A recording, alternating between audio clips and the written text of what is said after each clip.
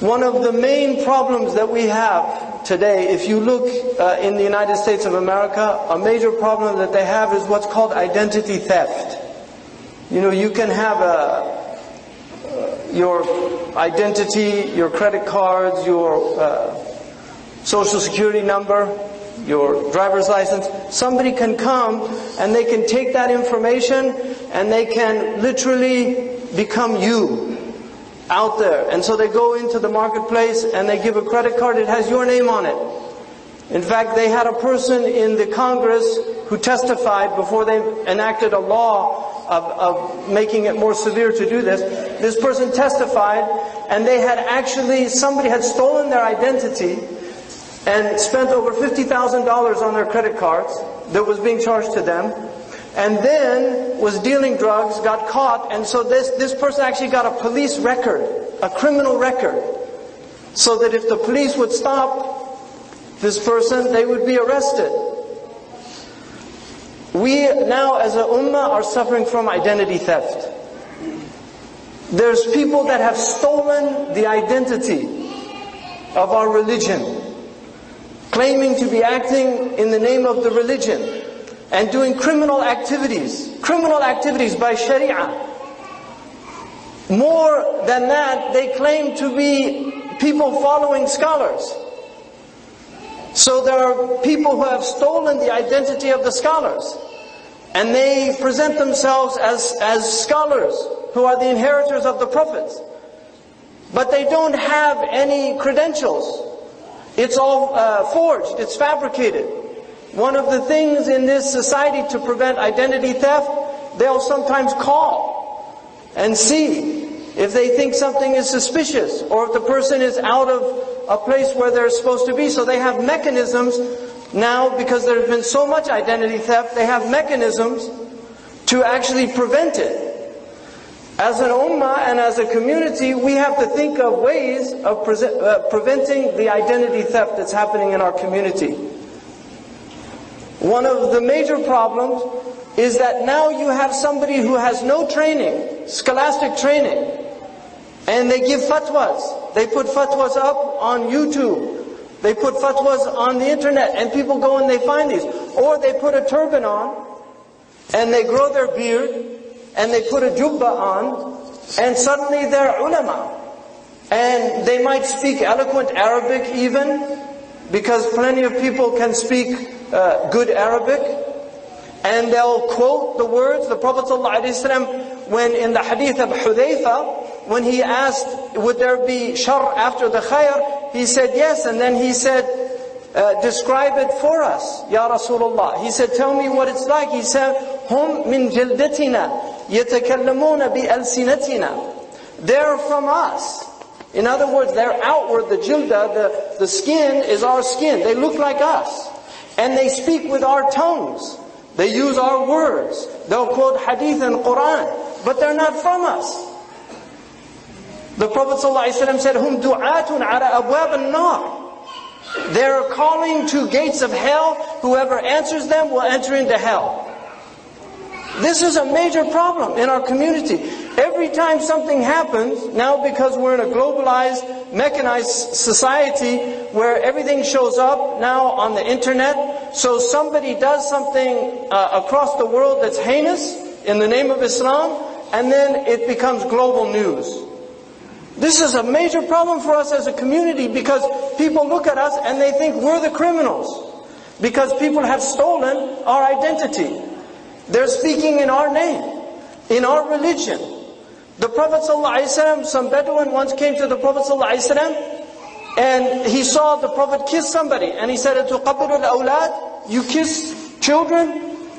He said, "Yes." He said, "Wallahi, la nuqabbilu al-awlad. We don't kiss our children."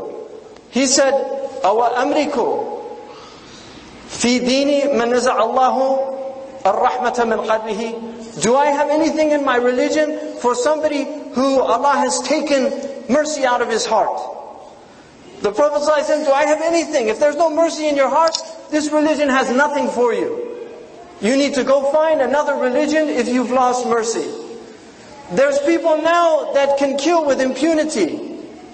They can open the chest and take the heart out and like some jihadi person bite into it. What's happened?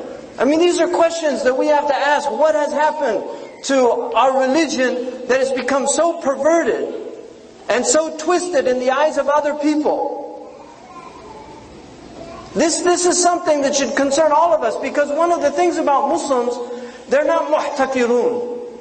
Muslims are not monopolists. They don't want to hoard this religion. They want to share it with other people. Dawah means invitation. How do you invite people? Ibn Taymiyyah wrote a book in which he criticized the Bible.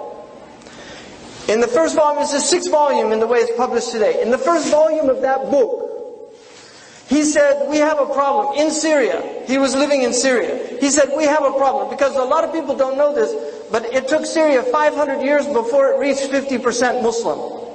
Christians were a majority in Syria until the 5th Islamic century.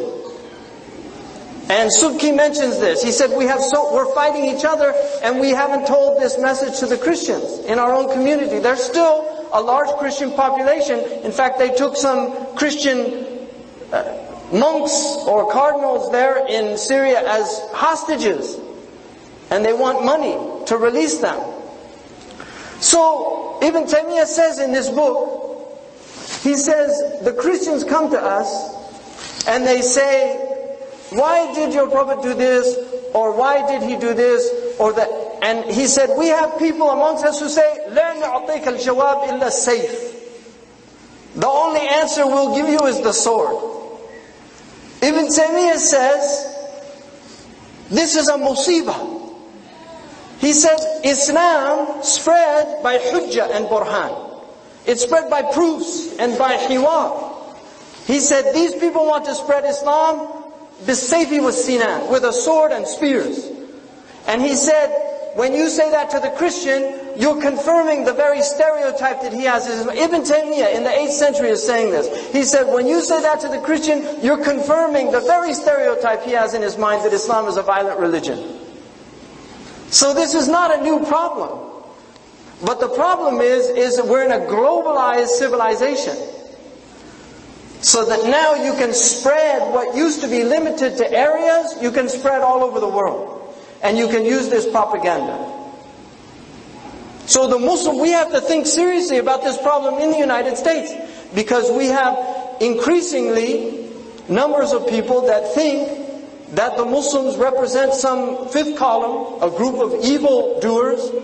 They're afraid of you if they see you with your beard or with a kufi. I mean, this is a serious crisis. And now we had in Boston this problem. Where is Islam in this? Where? Somebody explain to me where in Islam our Prophet ﷺ blew up people, innocent people. Where is that? What we have now is people that are working from their anger. Just vengeful people. And they're using Islam now as some type of justification for their vengeful nature. Undeniably, Muslims have many grievances. We have grievances. I have grievances. I live in this country. I was born here. I have grievances with what this country is doing. I have grievances with the drone strikes. I have grievances with what we did in Iraq. All those things are true. I have grievances. But my religion does not permit me to live in a country and undermine that country from inside. It doesn't permit me to do that. Ibn Abi Zayd al-Qayrawani mentioned in Nawadir wa Ziyadat, he said, if you're in the land of the... Somebody asked him, if you're in the land of the Christians and they're treacherous to you, does that break your oath with them, the ahad that you came in, the covenant that you came in with? He said, if it happens from their government, yes. But if it happens from their ignorant people, then no, you're still obliged to follow the laws of the land. If you come in to a land, you're musta'man. You can't come in with khiyana. Identity theft is a type of khiyana.